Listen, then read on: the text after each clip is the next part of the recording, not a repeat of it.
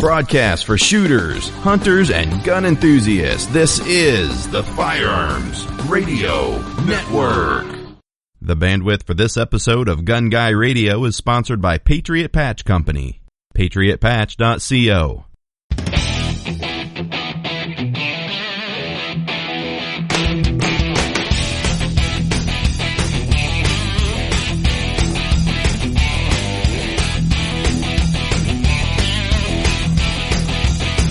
Welcome to episode 194 of Gun Guy Radio. This is a podcast that shines a positive light on the firearms lifestyle.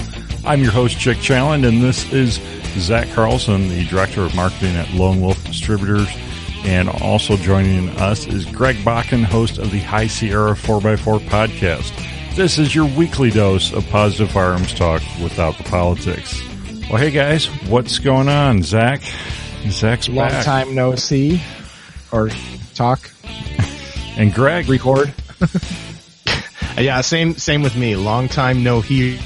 Yeah, and no computer worky either for Greg. Or it's still no computer worky? We'll try this. Greg might pop off here at some point if he keeps turning it into a robot here. But so this episode is kind of a throwback episode to the original Gun Guy Radio episodes. I'd say about the first 40 to 60 episodes are kind of like this, somewhere around there. Yeah, about the first year, right? Yeah. So I had a lot of listeners requesting episodes like these, and I've been wanting to kind of get back to the olden days of Gun Guy Radio. And I've missed having these guys on big time. So I've switched up the format to kind of reflect the old school format here. So let us know what you think. We're bringing back the listener Q&A at the end of the show, so you can send your listener questions to jake@firearmsradio.tv.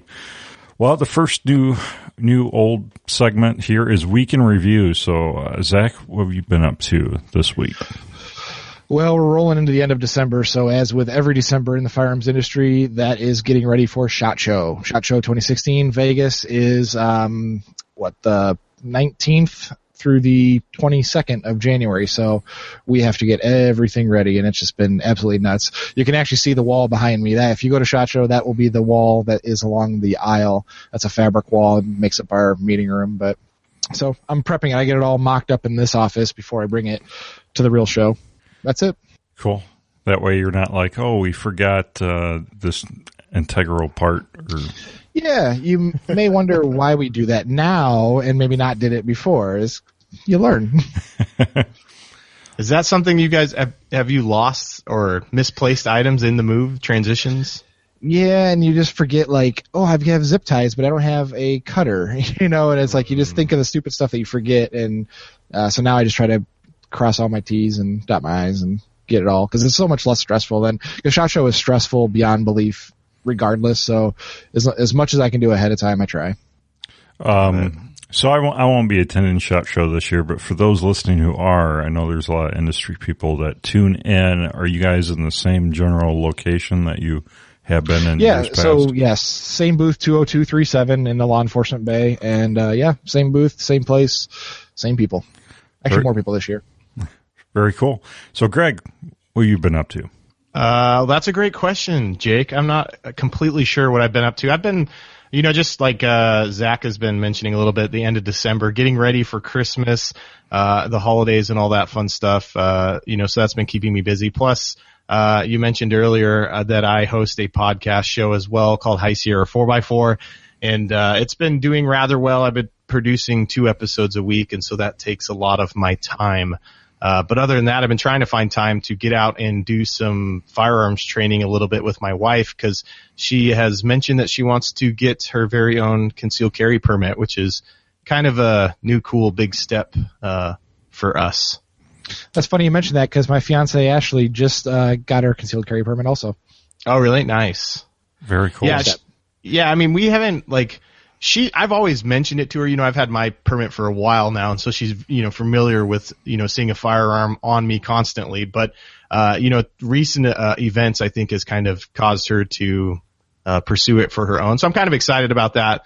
The only problem, I live out in California, is we have to actually get a firearm under her name for her to be able to get her concealed carry permit with that. So hopefully starting January, we're going to move in that direction for her. So, like, what kind of handguns can you buy in California anymore? Like a Civil War cap and ball revolver? Or? That's pretty much it. I mean, honestly, I carry a Glock 27, which is, 40 caliber, used to be a baby Glock. I guess not so much anymore, but you can't get a Glock 42. You can't get a Glock 43. Ruger has pretty much fallen off the list for the most part in the smaller, LCPs and, that kind of stuff. So I don't know what we're going to get her. She doesn't really, I really want her to choose her firearm. I don't want to, typically when you go in a gun store, I feel like everybody that's behind the counter wants to sell your wife a revolver or something like that. So I want her to buy what she wants and what she's comfortable with. And we've been shopping around a little bit, and I don't know what she's leaning towards. I've just been trying to get my hands on as many guns as I can for her to shoot. I'd like to see her carry a 9mm, but realistically, she might end up with a 380. So I don't know. Zach, what's Ashley shooting? Well, I was going to ask you, are the car pistols California legal? The KAHR? Yes, the car pistols are still legal in California, and I've looked at a few of them, but I wasn't a fan of the CW9. That's one that we looked at. How come? Too big? I couldn't get the trigger to, I know you're a huge fan of cars, and you always have been, ever since I started listening to Gun Guy Radio, but I just can't get the release. That transparent. Jeez, all right. Well, I'll stop my ad for car right now then. I'm sorry. No, it's fine. When I was pulling the trigger, I could not get the the whatever. I'm not as good with gun nomenclature as you are, but I couldn't get the release or the C release or whatever it is to actually click on the trigger. I tried like 4 different times, and I kind of gave up and put it away because I'm like, if I can't dry fire it, how the heck am I going to shoot it? But it wouldn't drop the striker in testing dry fire? No, I couldn't get it to drop at all. That's strange.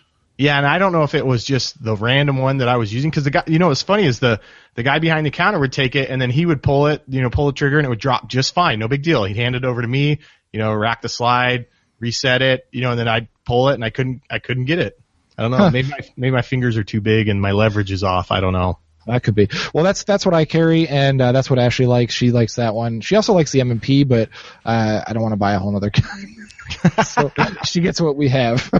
So you don't have to have the firearm under her name? No, in Washington, hippy dippy Washington that I live in now compared to what I lived in Idaho, it's just a form. It's just literally just a form you fill out at the state police or at the courthouse and get your fingerprints, and you're done. Wow. The permit, right, is what you're referring to. Yeah, there's no, and you don't have to have what gun you're carrying on there or anything, right? No, that's you don't need good any for training or anything. That's good for any gun. Hear that, Greg? Interesting.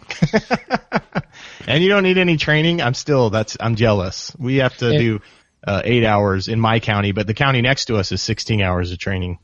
Yeah, because even in Idaho that I had my permit before, you still had to show some sort of familiarity with guns, either it be a hunter education or concealed carry class or anything, but Washington is just literally just a form and fingerprints.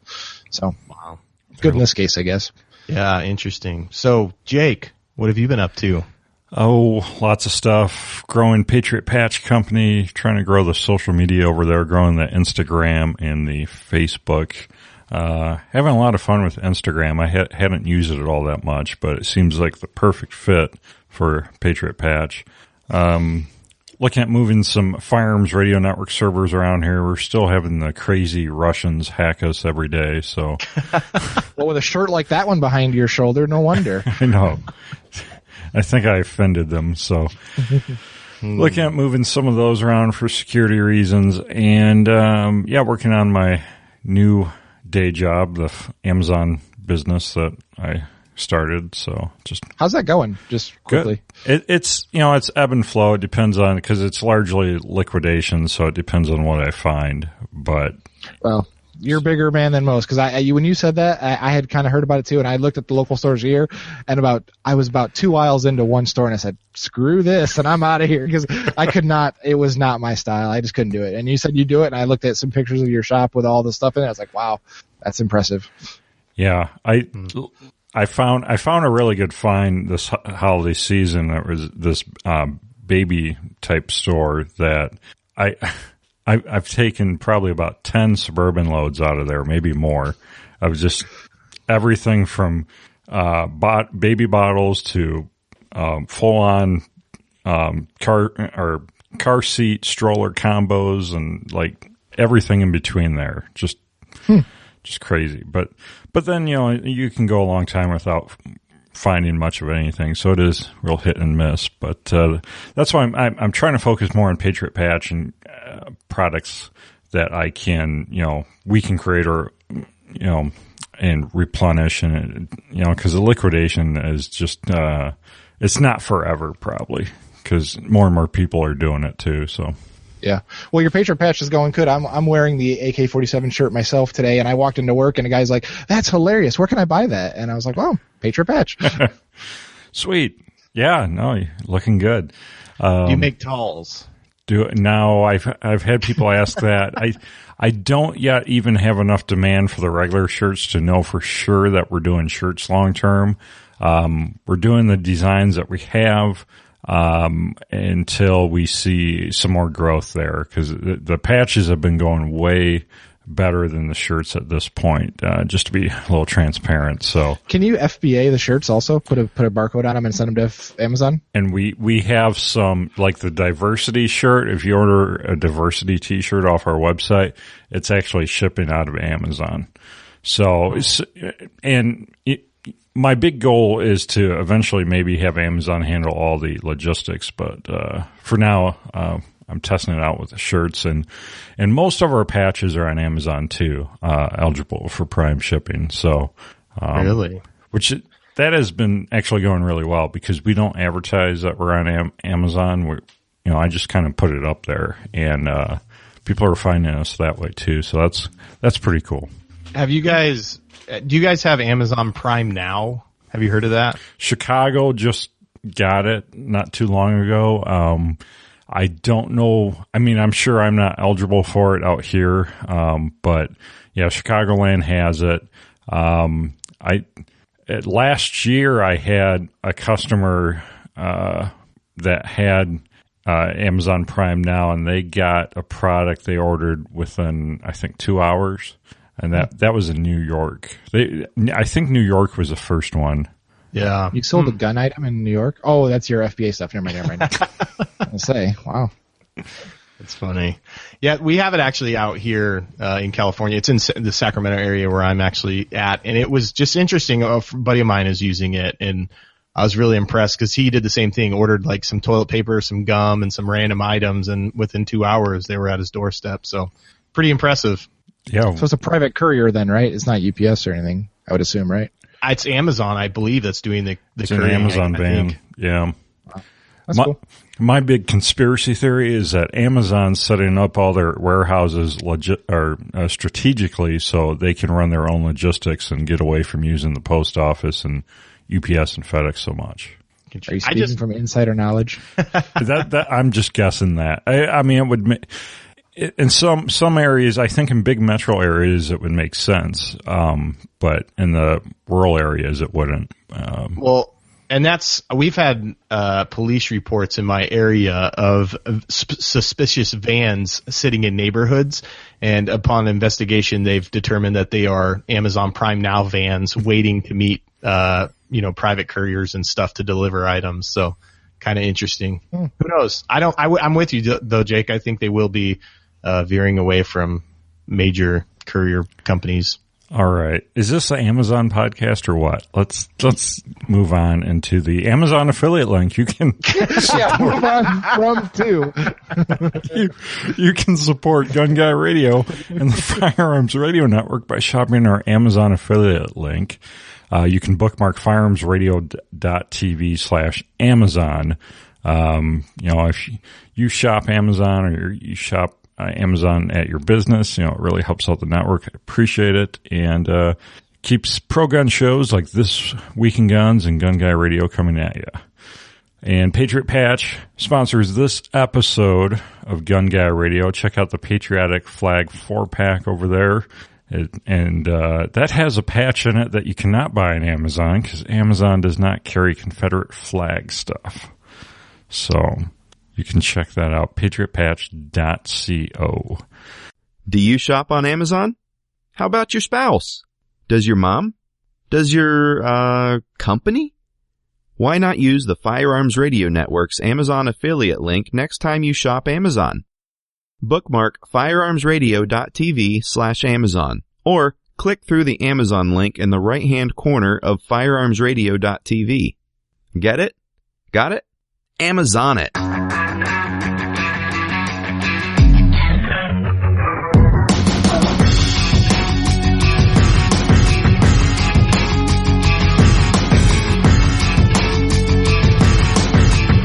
Well, we're into the main topic. So this episode, we're going to cover the main topic, then get into blog posts of the week, and then on into the Glock Corner, and then listener Q&A. So for the main topic, I'm going to outline my experience here with the Ibanez JA9 pistol here. So... And search. I'm giddy with excitement to hear this. You're giddy with excitement. Yeah, You're a fan? Yeah. No, is it better than a rock or worse than a rock? Just cut it to the face. Well, I can hit things farther away than I can with a rock. Better. So yeah, it's improved. So in search of $100 handgun. So Ibanez actually reached out to me to review this a while back, because way back I did an episode with the CEO of High Point, and I think they felt I treated that pretty fairly. So this is the next step, I guess. Step up or step down, Jake? So Ibanez is more of the budget line pistol company. They're injected molded Zamac, which is a zinc alloy. The company was started in 2004, and it comes out of the Brico Arms company, because that company went bankrupt. There was a negligent discharge suit that Brico Arms loss, and they had to close their doors.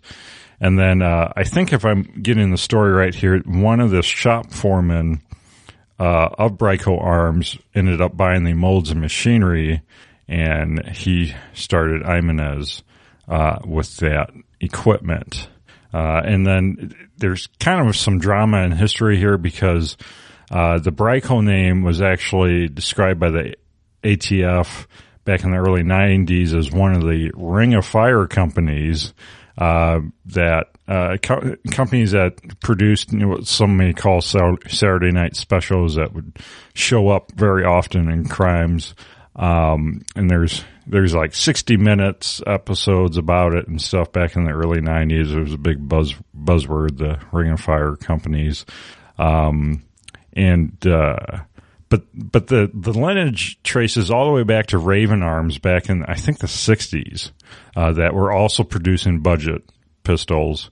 And then that translated into Jennings Firearms, which translated into Brico, which translated now into Ibanez. But the only way Ibanez is related is that they're using the same molds and machinery. So I think you should explain that Ring of Fire thing, because I was reading that article that you posted, and the Ring of Fire came from, I think all these companies were within like 45 miles of downtown Los Angeles, so they made a ring, literally a ring around Los Angeles, and they were saying like how before all the Saturday Night Special guns were built in South Florida, and all those companies kind of went bankrupt, and then then it just suddenly moved over to LA. Those are the cheap guns. Then traditional firearms manufacturers were in the Connecticut River Valley up in New England. So all the big names were on the East Coast, and all the smaller companies like that were on the LA ring.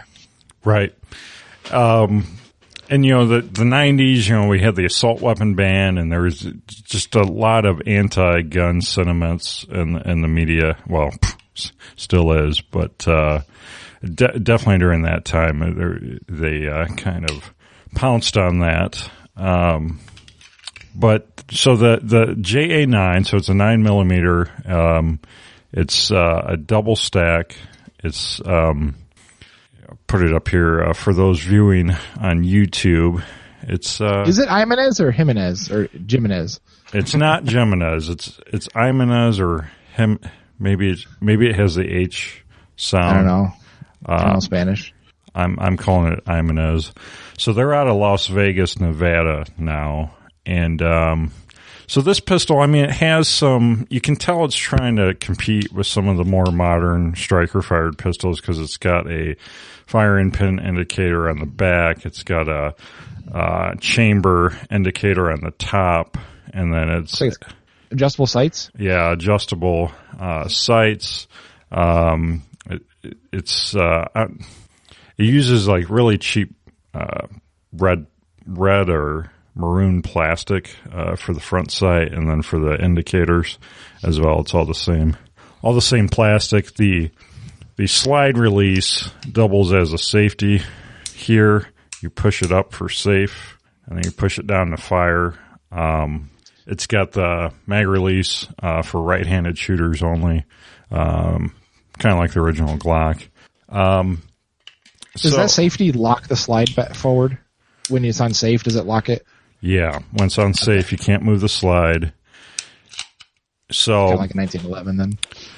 Yeah. So, and then it's got like a slide push down takedown on the back.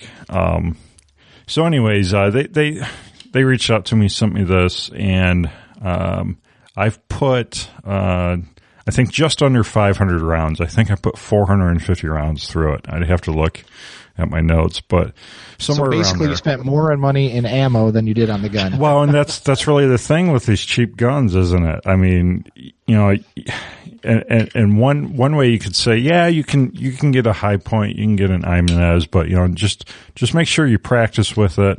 I mean, any gun you get, you need to practice with it, know your firearm, know its quirks, know what ammo it works with, and yeah, that's kind of the catch-22 on that, is that you're paying way more for ammo than you paid for the firearm. I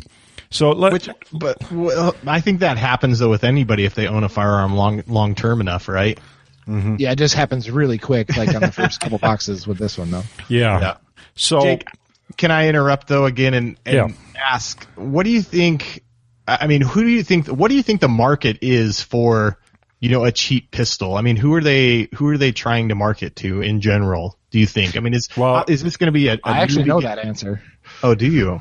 Well, we hired a guy out of Spokane, and he came in and he wasn't a super gun guy, but he had a gun to protect his house. And I said, what is it? And he said a High Point, and it's all that he could afford at the time. And so he goes, as soon as I can afford a Glock or whatever, I will. So I think it's that thing where they need the immediate security of having a firearm, but they can't afford the higher end or you know, quote unquote normal guns. So they get something. It's like having a fork when you need a fork. You know, a spoon won't do. So it's just, they get it and it works. And if it works for them in that situation and that station in their life, I think it's fine.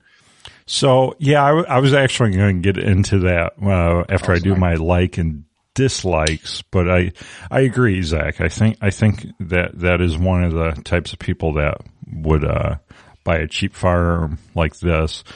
So let's talk about what I liked about this shooting it. The trigger is actually not that bad.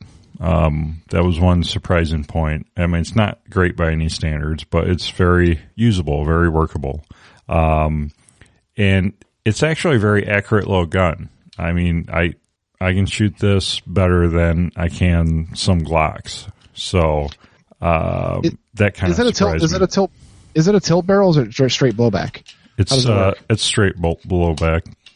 Yeah. Okay. So, I think partly why it's so accurate is that it's got, I mean, it feels really tight. It doesn't feel sloppy, and it's heavy. I mean, it's really heavy. So that really helps, I think. And you know, it helps absorb the recoil, so you can do follow-up shots. Because I was shooting my plate rack at about 10 yards, and then I have a steel plate at roughly 50 yards, and I could clear the plate rack with it and then hit that steel plate a couple times with it too. So once I put a few rounds through it, I got comfortable with it fairly quickly. So that's good. The sights are usable. They're not ideal. They're similar to the Glock sights, when you look at them. So things I don't like. When I was using it, like right now, mags will drop free, but when I was using it, they, like 99.9% of the time, they were never drop free, and you'd have to yank the mag out to do a mag change. So that's no good. And, so I think this quirk has to do with that they decided to combine the safety and the slide release or the slide catch into one lever, because you can't slingshot the slide when you do a reload. You have to hit the slide release. So it's not spring assisted or something to come down automatically. Right. Because to bring it down is to put it on fire. So yeah, I don't think that's very well thought out.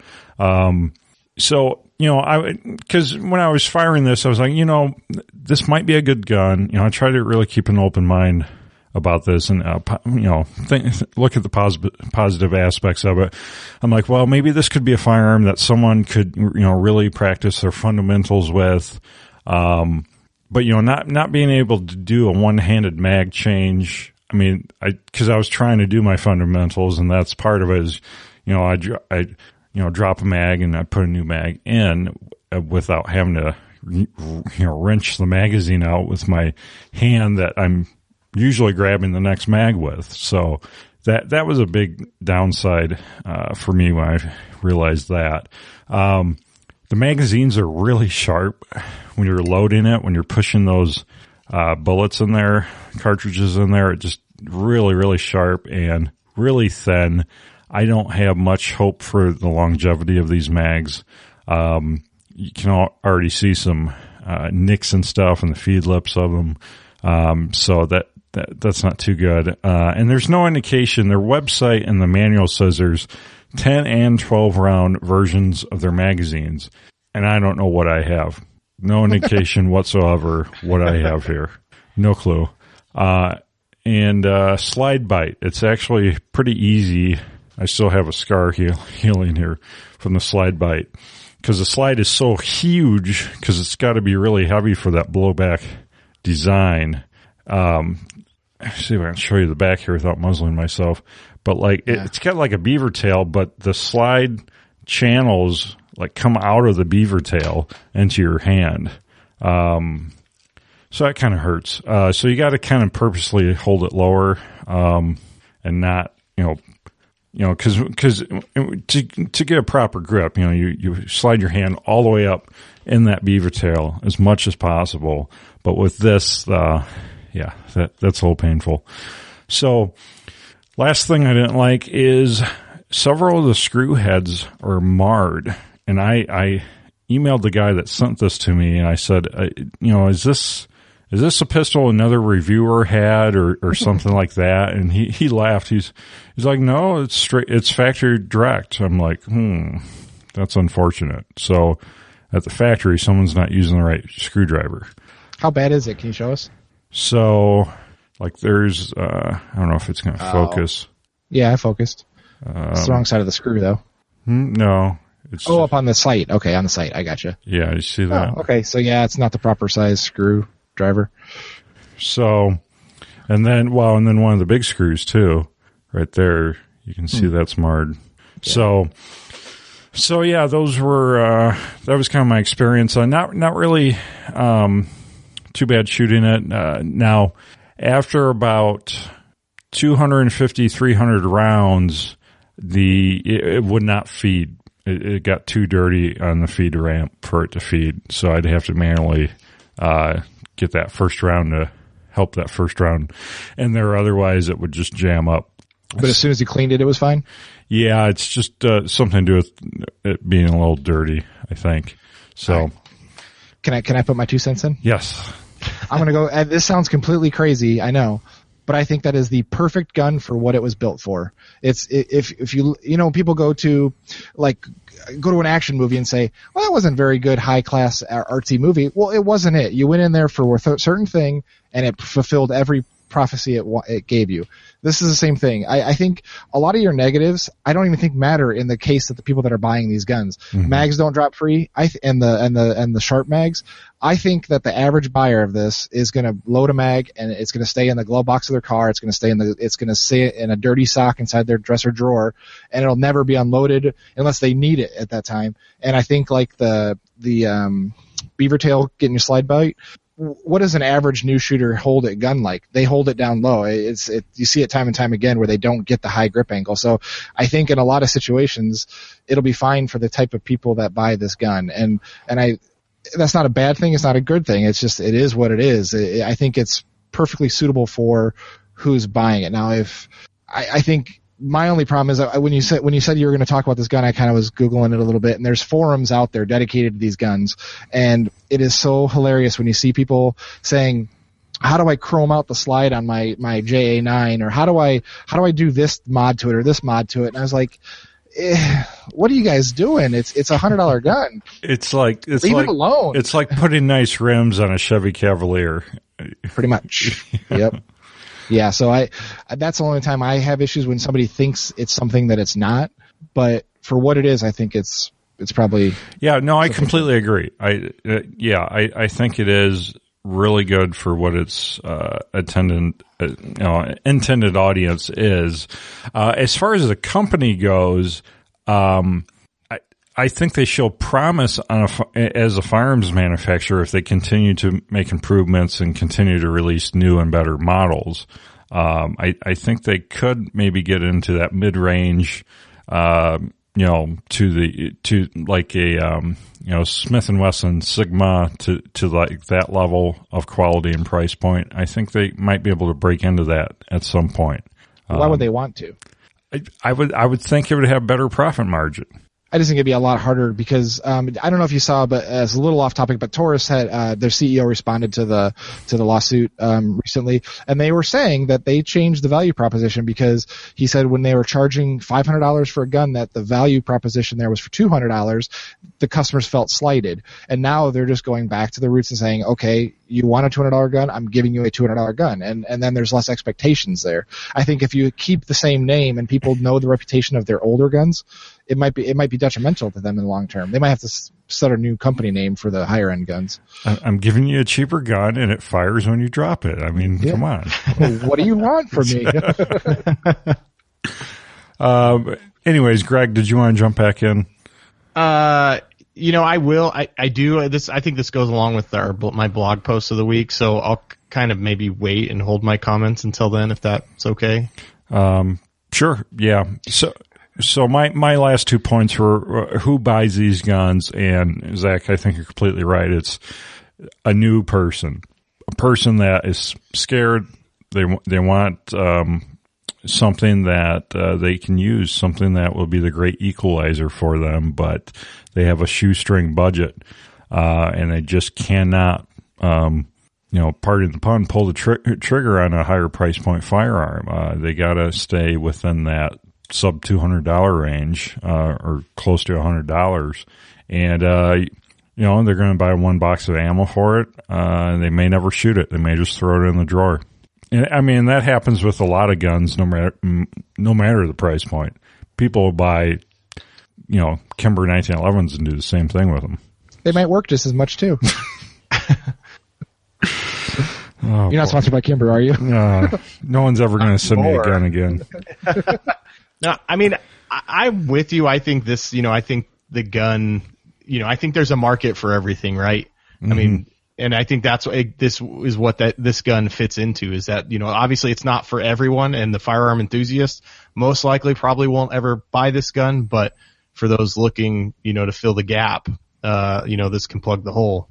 Right. It's definitely for the non-gun guy. I would say that the firearms and, maybe the novice enthusiast that wants to get into it. But, if you're a gun guy and your stuff halfway, you're going to pick this up or shoot it at the range and be like, That was an experience. No thanks. But yeah, it could really fit that niche, and it could be a life-saving tool for people on a budget. Yeah. It'd be interesting too on how, like Zach was mentioning, if they do come out with other firearms and stuff, how does brand loyalty play into this with somebody, potentially this being their first firearm that they're using and playing with, and, obviously maybe increasing their interest in firearms. And then if they do come out with a higher end, you think naturally they would maybe transition to the, right. That's an interesting thought. It could be. I mean, Zach, you said there's, diehard followers out there in different forums. So, that could be, your eventual, you could have a good, better, best, or in this case, okay, good, sufficient, better. But yeah, you could have different tiers of quality so that you get those people that have never owned a firearm before. They get into it and they're like, maybe I want something a little better. I wonder what Ibanez has. So yeah, that could be a viable thing for them as a company. I think for me, it's not for me, but I think that they have their market dialed in and they know who exactly they're selling to, and they're exploiting that market. But I also remember when I was younger, when I was 16, 17, looking at the gun magazines, I remember vividly seeing the Phoenix Arms guns, the little 22 Phoenix Arms, and that's in the same Ring of Fire here. Mm-hmm. And I thought, $175. This is back in 98 or whatever when we were young, and I could afford that, and it's like, that's the same kind of customer that's buying these guns, probably. Yeah, absolutely. Yeah, and I still think that way. I see some of the CNR guns. I'm like, I could get that. Jake, you're supposed to have moved on in life. Hey, you're 30 now. Everyone needs an Eastern Bloc handgun at some point in their life. Sure. So, all right. Well, actually, that's a very good point. For $100, I would take a Makarov over that any day. I don't think you can get them for $100 anymore, though. They're $200 plus.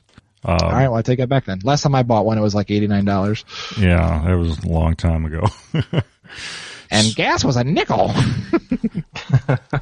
All right, well, that about wraps up my Ibanez review here. So you can check out their website, IbanezArms.com. So, and I'll also put a link in here to a YouTube review of their 22 caliber handgun. You can check that out too. So, and that guy actually talks a little bit about their company history as well. So, all right. So let's get into the blog post of the week. This is where we each pick an article to talk about. So, Zach, what do you have? So I came across one. It's funny because I've gotten to know this Nathan S. on the Firearm blog a little bit, and I came across an article he did, and I called him this afternoon. I said, hey, I'm going to talk about an article you did on the show, and I said, just give me the genesis of it. And he said, well, I was with a bunch of heads of industry, and everybody was just complaining about customers, that it was just a big old complain fest. So I said, oh, makes perfect sense, because the article we're talking about is on the Firearm blog back from November 13th. It says top 10 annoying customers gun companies dislike dealing with. And it's kind of the turn the tables on. A lot of people say, oh, these companies I hate and everything. Well, being on the other side of the table, we hear these complaints a lot too. And it's something like the first one example is the yeller. It's the guy on the phone that thinks that he can just raise his volume and overcome you by sheer volume, not by logic or reasoning, just sheer volume, and there's the multiple individual questioner where the person will say, I have this question, and then you answer it. I have this question too. I have this one, this, and then it's like, can you just ask one big paragraph, and I'll just answer one big paragraph and, get off the phone here. This is the one that always gets me the worst, is the ask about other people's products guy. Will he say, what's your barrel like compared to XYZ brand? And it's like, well, I don't know. Why don't you go call XYZ and get their brand opinion, and I'll talk about my brand, and then the know-it-all talks. Well, I may have been called that a few times. And then the unreasonable demander.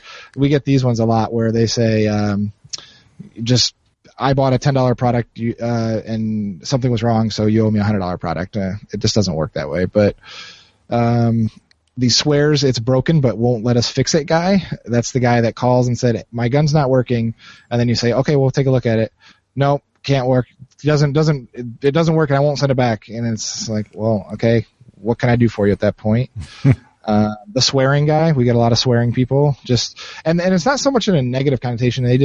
That's the way they talk. So it's just, that's their vocabulary. We get the I want to speak to someone in charge guy, but in our situation, we have half the people that answer the phones are women here, and they know just as much as everybody else. But we get the can I talk to a man there, and we get that all the time, and they hang up and they get over to a guy, and the guy tells them the same thing, and suddenly it's okay. But it's just like they'll hang up and say, I just told him the same exact thing. He's like, yeah, but you're not a man, so I guess it didn't my matter. dad does that at auto parts stores. Yeah. Well, okay. And then the spread bad reputation guy, when he says, oh, I'm a big shot at, the Firearms Radio Network, and I'm going to tell everybody on my podcast, blah, blah. We get those kind of people every once in a while. Zach, you said you weren't going to share that. I'm speaking to you in confidence. But yeah, it's just it's a good article. It just really resonated because I don't answer the phones a whole lot anymore, really. But I hear people in the office that answer phones and just the frustrations that come about that, and just kind of funny. Wait, did you cover number 10? What was that? That was the recency effect guy. What is that saying? Oh, it's because that's the last part they put in, and that's what broke it. Yeah, we've gotten. Funny you should mention that. We've gotten complaints to say, I can't even think of an example. Like, your barrel caused this or that. Your barrel caused the trigger not to reset. That has nothing to do with the lower. It has no interaction. What are you talking about? But no, I know it must have been that. That was the last thing I changed on this gun, so it's got to be it. Yeah, we get that quite often. But yeah, so 10 things that are annoying. That's pretty funny. There's a meme on here that says, give me a new gun. I swear I did not fire 300 blackout through my 5.56. And it's just exploded. So that's simple, short and sweet. Cool. All right, Greg, what do you have? So are we supposed to be using recent blog posts? No, it doesn't matter. Okay, good. Because mine's the rise of concealed carry. And basically, it's an article that's put out in July 2015 by the realclearpolicy.com. But it's a talks about a paper that was put out by the Crime Prevention Research Center. And they just go over a bunch of statistics regarding concealed carrying permit holders across the United States, and basically how Obama has affected the change in permit carriers. So a few of the statistics that's coming out of the paper, because in general, I think it's a pretty interesting article. It's kind of an interview. They lay it out as an interview of whoever helped with the research paper. But, they just mentions that the number of concealed carry handgun permits has increased at an ever increasing rate over the last year. They've gone up to 1.7 million additional new permits that have been issued. That's a 15.4% increase in just one single year, which is their largest year ever. When it comes to concealed carry handgun permits, which I thought was pretty interesting. I mean, do you guys have any thoughts on that? I mean, do you feel that people are, on the rise? Because out here, in California, I feel like everyone is getting their concealed carry permit. That's surprising. I would have thought you would have said the opposite in California, but I guess you're kind of more northern, aren't you? I am northern. Yeah, I am more northern. I mean, I'm definitely at Northern California, but I mean, it just in general, our area is pretty conservative, and we're pretty, pro-gun. Obviously when you stay away from the big cities like San Francisco and LA, but in general, it feels like everyone is going to get their permits. Now, I don't know what it's like in California or Illinois where you guys have them, but here in Washington, it doesn't require you to wait the waiting period if you have a concealed carry permit. You can, if you go to buy a gun, so you just go in, do it. Washington still calls and gets the NICS check, but you can walk out with the gun right then. In Idaho, you don't even have to, they don't even call it in. You just walk in, show your permit, they put it on the paperwork, and you walk out. I think that's a reason to spend the $50 for 5 years regardless. Not having to travel back to a store for X amount of days later to go pick up a gun. That's ridiculous to me. I mean, just for me, where you have to travel so far to get at the gun stores, just makes a lot more sense. So even if you're not going to carry, just the benefits that go along with it seem to make more sense. Yeah, they're arguing that here in California. We haven't won yet. It's in, I think there's a court battle going on right now about that because they are trying. I mean, there's no point. I mean, we have a 10-day waiting period here in California when you buy a firearm, and that's for any firearm, handgun or rifle. And the point of that, or the law, they say, is to so people in an act. Yeah, it's I think he froze, but I think they call that the cool down period, right? 10 days. Well, yeah, correct. And that's where so they're trying to fight that if you're already a current gun owner, the cool down factor doesn't matter anymore. And so we should be able to buy a firearm and take it. I'm already a gun owner. I'm not cooling down now. Yeah. That's it. But anyway, so the article goes on and it talks about there's 5.2% of the total adult population now has a concealed carry permit.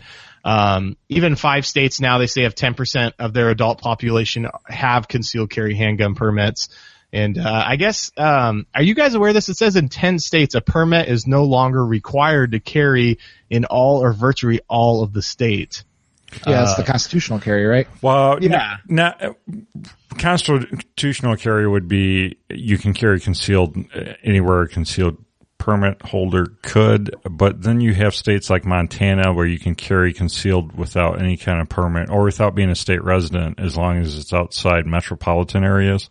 I believe I could be slightly wrong on that, but there's states. Some of those western states have laws that, if you're out in the rural parts, then it's okay. So because I think there's actually only 5 or 6 constitutional carry states right now. I'd be really curious on the percentage of rise. You said the 15% or whatever. I'd be curious what percentage of that is women and what percent, is that the most growing? Well, I've seen statistics that it's like 50% or higher women. And I help with marketing for a local concealed carry instructor, and he does women only classes, just introduction classes, not even the carry class, but just an introduction to, it's basically like half of the NRA basic pistol, and ladies turn out to that in droves. It's really amazing. Well, and that's what's interesting. This article does say that since 2007, permits for women has increased by over 270%, and for men, it's only increased by 156%. So they are saying a lot more women are going out and getting their concealed carry permits, which makes sense, because even in this article they talk about, typically when you have a, man versus man, it's kind of a fair fight, quote unquote, but when you have a man against woman, obviously the woman needs leverage, and that's why they would want to carry a firearm. Also, it's interesting that they talk about that they're saying some of the evidence of their research shows that the permit holding in minorities is increasing more than twice as fast as it is for whites, which I thought was kind of interesting. You're so racist, Greg. I know. No, I'm just kidding. Anyway, I was holding for comments, and that's all I get from that. But I can't say anything without sounding racist, so I'm just going to hold my tongue. But and so and part of and the article almost does come across as racist, which is interesting because they are saying that typically there's minorities living in lower income areas where crime rates are higher, so they're saying that is where permits would be needed the most. And what they're saying, they're kind of battle against the costs of getting concealed carry permits, because these, minorities in lower income areas, want concealed carry permits, but yet they can't afford it, which kind of brings back to the point of, Jake's, Jaime's gun, is that that's a gun that's affordable for somebody that maybe, has lower income or whatnot. But they also talk about the rates, because Jake, what does it cost to get your concealed carry permit in Illinois? Over $300 total. Are you kidding me? With the training and the cost of the permit, it's over 300, maybe over 350. And that's not even investing into the firearm or any ammunition or anything like that.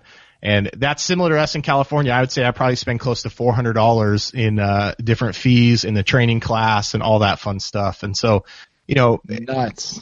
It is nuts. And the best part for me is, Zach, you mentioned that your permit lasts for 5 years. My permit is only good for 2 years, and then I have to go back through a renewal class and, redo the process with my county, which is going to it costs me about $200 every 2 years to renew. Wow, ours is $51 or something like that. Yeah, and it's interesting because I, brought it up to my background investigator last time I was talking with them and asking, is this to cover, assuming to cover the fees and that they must be making, a ton load of money, but he says it doesn't actually cover the costs of, employing all the background research and, investigations and all that fun stuff. And so they say that concealed carry is a loss for the state, financially speaking. So anyway, this is a very long article, and then it has links to the paper research. So you guys, can check it out. I really, encourage everyone to read about it and see, what's going on with concealed carry permit. And if you do not have a concealed carry permit, I highly recommend that you go out and get your own. All right. I agree. Yep. Link in the show notes, gunguyradio.com/194 when this posts. If you're watching live, this will post in about 2 weeks. So my article pick of the week is Libyan Illicit Arms Facebook group. This is an article on the firearmsblog.com. And one of the writers over there stumbled across this Facebook group based in is it Libya or Liba? Libya. Yeah. Well, if Jake's pronouncing it, it's Liba. Yeah, there you go. But I bet they have a lot of Ibanez guns over there. But it's really, really interesting because it's like it's public. Kind of depressing. It's depressing is what it is. It's completely public, and it's a war-torn nation. So it's not, the author says it's not surprising to see that this is kind of out in the open there, but it's got 9,000 members and they're selling it, everything out there from FNN, FALs to suppressed Berettas to rocket launchers to RPGs to hand grenades. Hand grenade. Yeah, everything. There's even, Benelli M4s, M240s, I mean, this is like, the kind of in a way a gun guy's dream. I mean, What do you guys belong to local Facebook groups for buy and sell guns? No, I do not. Oh, so yeah, we have like 3 of them here, and yeah, it's just like this, just not as fun guns really. And more expensive, I would assume. We have Cal Guns. I don't know if they have a Facebook page, but that's our trading market here in California. No, I've got Facebook groups, literally Facebook groups that are here in Spokane area. Just 3 or 4 of them. I've sold quite a few guns off there. Have you bought any RPGs or rocket launchers? Ixnay on the rocket launcher. So there's a picture of 22 ammo here, and one of the best comments is that feeling you get when Libyans have more 22 LR than you. Yeah, no kidding. I like the fancy sub gun. Is that a Sterling or whatever? The one that's taped up with camo tape.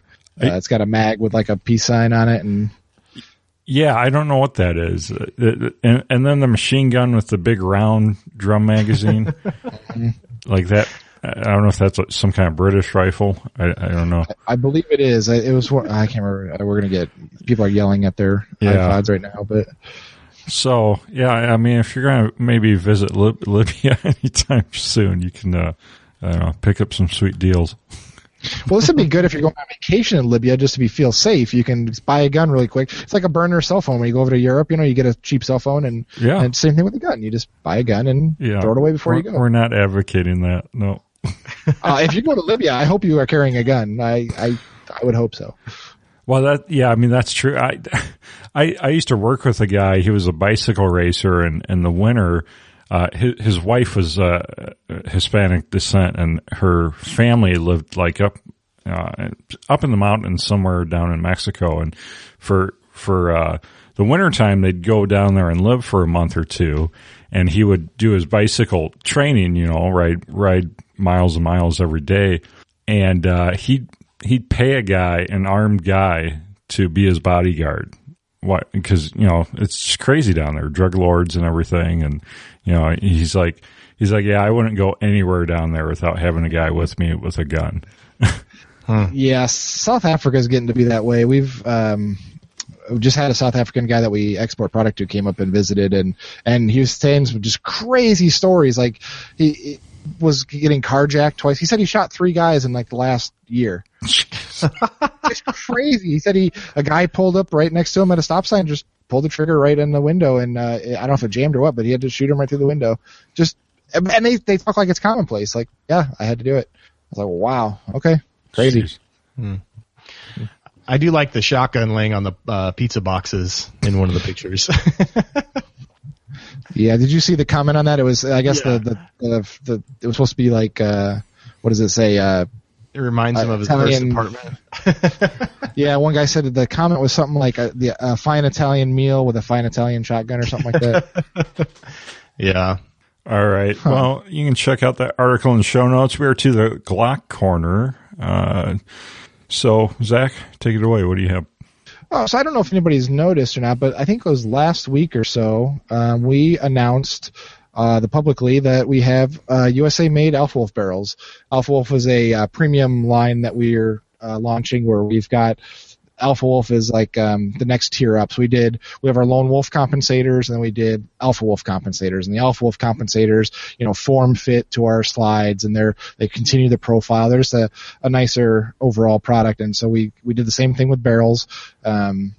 USA made, 416 stainless, just like our other ones. It's got salt bath nitride coating. It's got longitudinal fluting on it. Just a really nice product.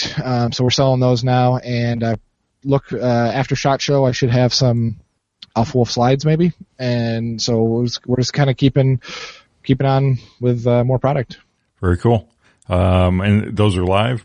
Yeah, they're on the website. You can get them. There's where more models are coming as quickly as we can crank them out. One of the interesting ones is we were talking about the Makarov just a little bit ago. We're making a Glock 42 9x18 Makarov conversion barrel. Really? So it's a little more pep than the 380, but not quite, 9mm for 43. Huh.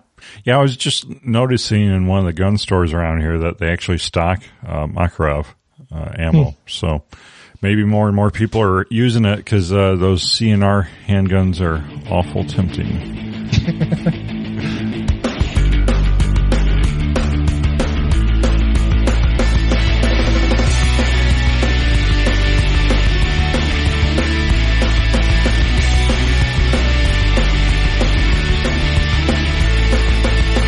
Let's get into the listener Q&A segment here. Who wants to read what Ben wrote? I'll take this one. Go ahead. No, go ahead. I'll take the shorter one next time. All right. Everybody loves my voice anyway. So Ben says, "Hi, I'm a new listener to your show. I am originally from England and grew up in a fishing family, but never around hunting or guns. I found your podcast because I now live in Illinois, and I am interested in possibly starting hunting and looking into the options that are available in my region. I am also considering a gun for home security. Listening to your podcast, you seem disappointed about the restrictions to the concealed carry in Illinois. You mentioned that you can't take your gun to a park or when you are jogging.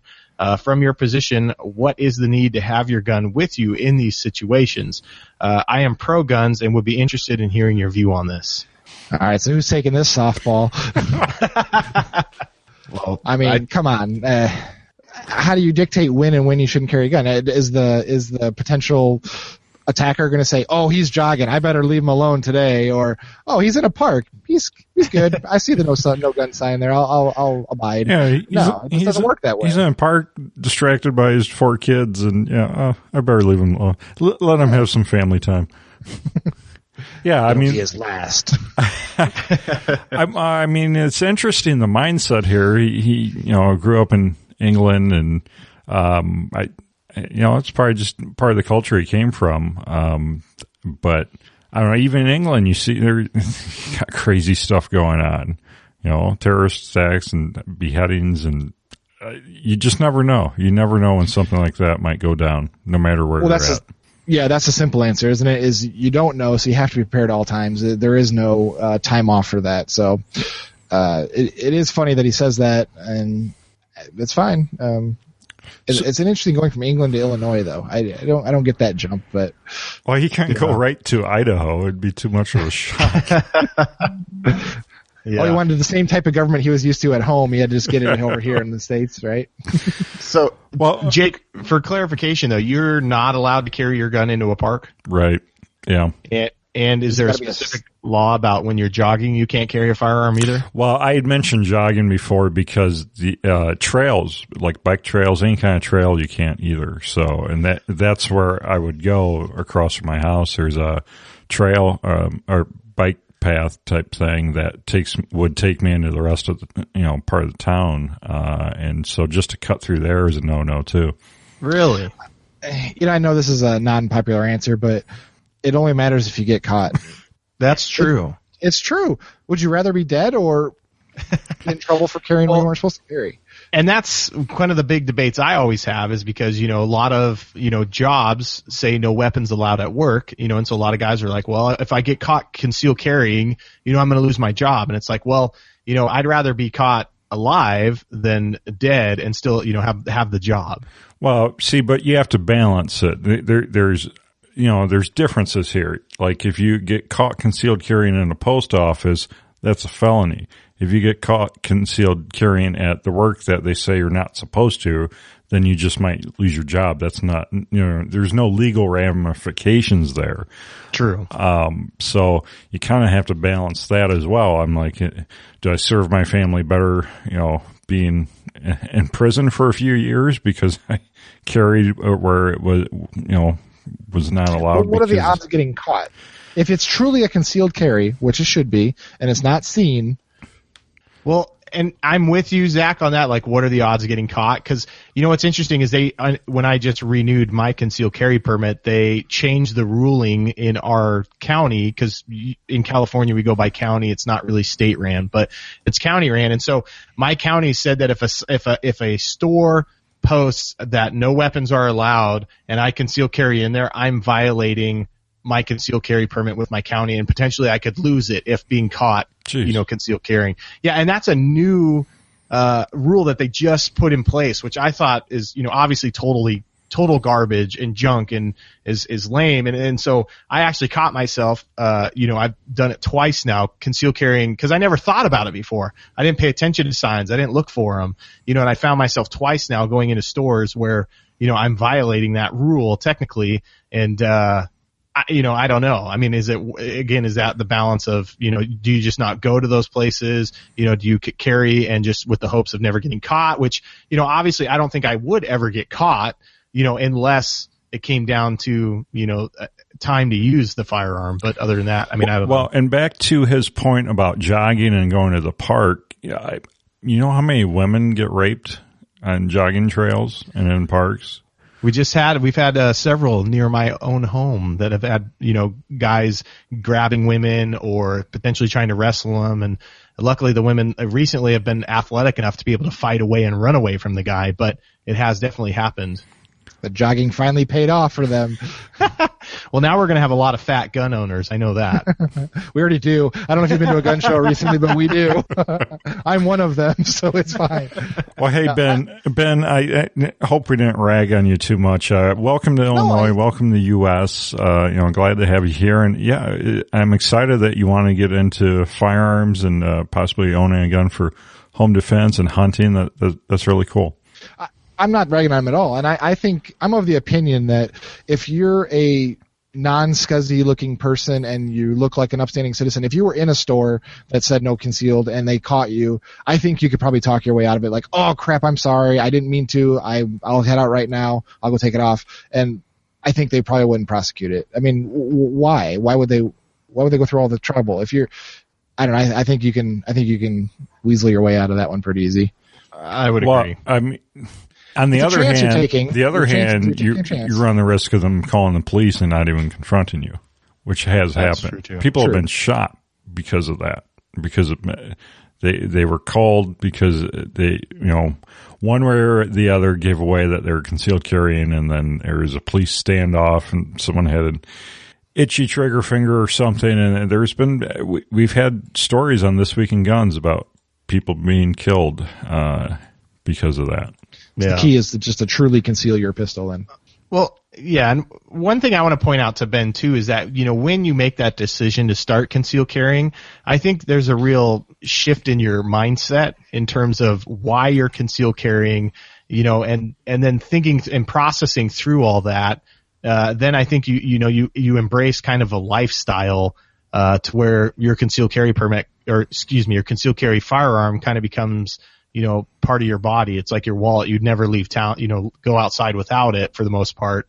And, I don't know. And so in that mindset, I think that's why, cause like Zach's already said, you can't pick and choose when you're going to need your firearm. It's the same with a seatbelt. You don't pick and choose when you're going to need your seatbelt because you're choosing to get in an accident that day.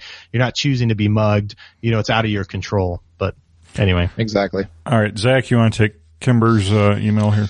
So Kimber says, what is the process for removing guns from an older parent who is having periods of confusion/hallucinations? This is a person who purchased firearms legally, but now isn't trustworthy, and I worry about household safety. Also, how would this change make it to the background check authorities in case he decides to buy another gun? Isn't that just getting power of attorney and declaring them incompetent? Yeah, I think it's very similar to if you needed to take that same scenario, if you needed to take their control of their finances away from them, you're going to have to take it before a judge, I think. Mm-hmm. And we're not lawyers or attorneys, or we don't know for sure on any of this. Yeah, that's power of attorney, I believe. But yeah, you're going to have a judge rule on that, and probably, like you said, power of attorney or something. I don't know the terminology, but you're going to have to take it before a judge. The easy answer is just to take the gun, take the firing pin, and nub off the end so it'll never fire, and put it back in, and let them think it still works. That's not right. Yeah, they did that to my great grandma in Tennessee. She had shot through the front door thinking that people were on the porch. Oh, that's not good either. I think there's another alternative. At least what I've witnessed out here in California is, if you contact law enforcement in general, they can come out, and usually they do kind of almost like it's like a 5150 hold on them, to where they kind of basically, deem them incompetent. And there's a period there where they'll have their firearms removed. But again, I think, eventually you're going to have to take it before a judge, and follow those pursuits. But anyway. Right, and you'll have to have them declared mentally incompetent by a healthcare professional, by a doctor, to be able to take them before the judge to do that. But the real answer is you shouldn't be asking a podcast people about this question. This is more of an attorney question. Yeah, exactly. Don't ask us. But I put this in here because just in case there's other people with this issue, I was hoping we could guide them maybe in the right direction to get the right professional help, to at least kind of outline where I think this has to go. True. I think it's similar. Like, how do they commandeer people's driver's license when they become old and senile? Is that if they get pulled over, right, the officers commandeer it and then they require them to retest? Yeah, but that's not a right. So that's a little different, I guess. All right. Don't ask a podcast, host. Okay, so Brett writes in, he says, on the subject of milling and grinding and drilling holes in slides, it seems very popular to some people. Please discuss the mechanical ramifications of doing such modifications. Zach, you'd be the best one. I was going to say, is this for me to do or what? We do a lot of them, a ton of them, in fact. People love them. It really you saw it back in the day with open class shooters doing it in competition, and I believe it's just because it gets the slide speed up and it keeps the gun flatter because the slide's moving faster. Then you're not rocking back with it. It just kind of tries to go fast back forward. And really, we always sell it with you're gonna have to tune the gun to the load. So when you know what your ammo is going to shoot, and competition shooters generally shoot the same ammo, and then they tweak the spring rates on the guide rod springs to accommodate the slide speed they're desired. So it's all personal preference. There are mechanical changes that happen but some people like the effect, some people want to counter the effect. It's just kind of personal preference, really. You use the guide rod springs to tune the gun to how you want it to behave, and we've had no issues so far. Yeah, just take it to a competent professional, because there have been pictures I've seen of slides that had too much material removed, and they've had a failure of some kind, like breaking apart and whatnot. It's always a risky run. Yep. That's a bad failure to have. Yeah, not too good. All right. Well, we're running over here. I'd put the iTunes review segment back in, but we always got hate mail about that anyway. So leave us an iTunes review if you're listening on your Apple device. Well, I didn't think you had it in you. I'm your Huckleberry. Why, Johnny Ringo, you look like somebody just walked over your grave. Fight's not with you, Holiday. I beg to differ, sir.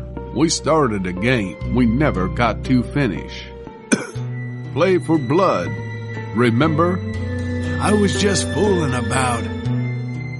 I wasn't. Say when.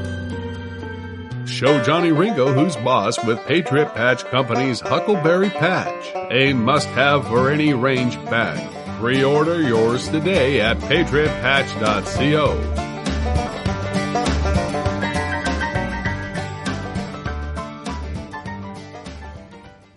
Gun Guy Radio says thank you and proudly displays artwork and graphics designed by Ryan Cross of Hunter of Design. hunterofdesign.com. Patriot Patch makes this episode possible. Check out, we got some new pre-orders going on over at Patriot Patch. We have if you've ever played the original Zelda game for the original Nintendo, you'll get this one. It's Dangerous to Go Alone, Take This. And we have an AK version and an M4 version. And also, if you're a fan of Westerns, we have a Say When patch coming out as well. So check those pre-orders out at patriotpatch.co. And also all the cool t-shirts as well.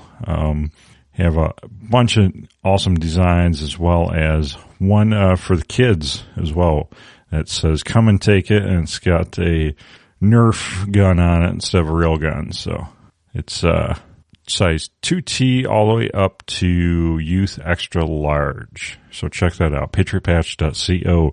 And Ryan Cross, Hunter Design, if you need any kind of graphics artwork or website building, check out Ryan Cross, hunterofdesign.com. He's done logo work for me personally, and I was super happy. As have I. Yeah, awesome work. And, about wraps us up. So, Zach, why don't you share where people can connect with you online? It's lonewolfdist.com. Email me, Zach at lonewolfdist, if you need anything. I actually had a listener this week email me about a random question. I don't think he thought he was getting me because it was just a marketing email. And then I responded. He goes, "Oh, I miss you on Gun Guy." And I said, "Oh, well, coincidentally, I'm going on that this week." Greg, where can people connect with you and your new show online? If people want to hear more about, specifically four-wheeling, I have HighSierra4x4.com, /podcast is where you can find our podcast or listen on iTunes. But formally from Firearms Radio Network, I have lots of episodes out there from Tactical Paradise if you're interested in learning more about concealed carrying and different topics on that as well.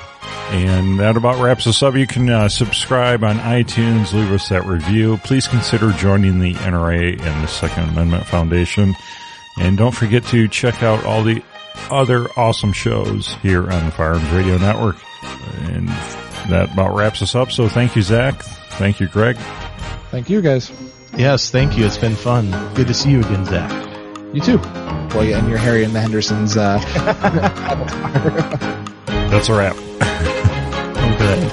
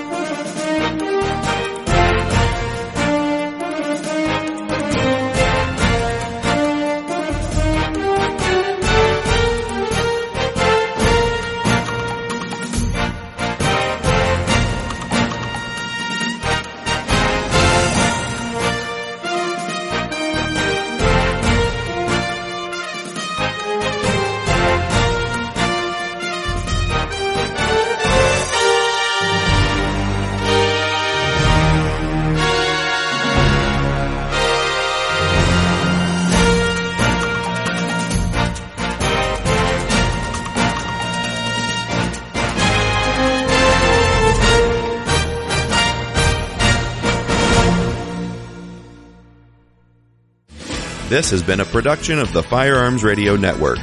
You can find more information at firearmsradio.tv.